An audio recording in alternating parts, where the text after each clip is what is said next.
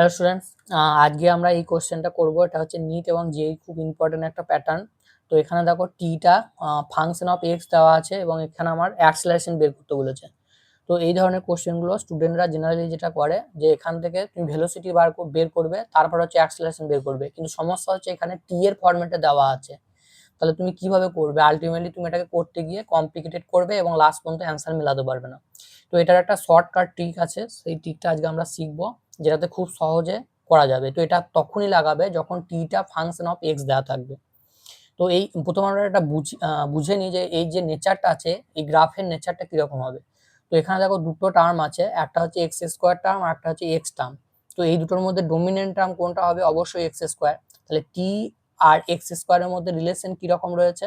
এরকম। তাহলে এক্স সমান আমরা কি লিখতে পারি? রুট ওভার অফ টি। তাহলে এক্স এর সঙ্গে টি এর যদি আমরা গ্রাফটা ড্র করি, তাহলে সেই গ্রাফটা কিরকম হয়? এরকম গ্রাফ হয়। আমার এদিকে টি, এদিকে হচ্ছে এক্স। তাহলে এটা কি ধরনের গ্রাফ? আমি ক্লাসে বলেছিলাম এটা হচ্ছে একটা ডি অ্যাক্সেলারেশনের গ্রাফ। তার মানে এখান থেকে যেটা বেরোবে সেটা ডি অ্যাক্সেলারেশন বেরোবে। তাহলে ডি অ্যাক্সেলারেশনে বেরোনোর জন্য এই ফর্মুলাটাই আমরা মাইনাস ইউজ করব। আর শর্টকাট ট্রিকের ফর্মুলাটা হচ্ছে এটা, বাই ডিটি বাই ডিএক্স, এটার কিউব।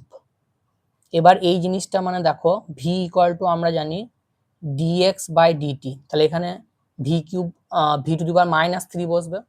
এটা উল্টে আছে, তাহলে উপরেরটা হয়ে যাবে ডিটি বাই ডিএক্স টু, আর নিচেটা হয়ে যাবে ভি টু দি পাওয়ার -3। তাহলে এটাকে উপরে আমরা তুলে দিলে ভি এর কিউব হয়ে গেল।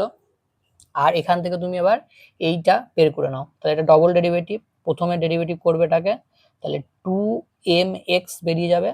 আর একবার ডেরিভেটিভ করো, আর একবার ডেরিভেটিভ করলে এটা বেরোবে 2m।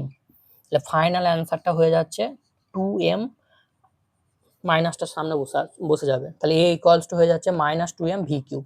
তো এ এবং ভি কিউবের মধ্যে রিলেশনটা জানতে চাই।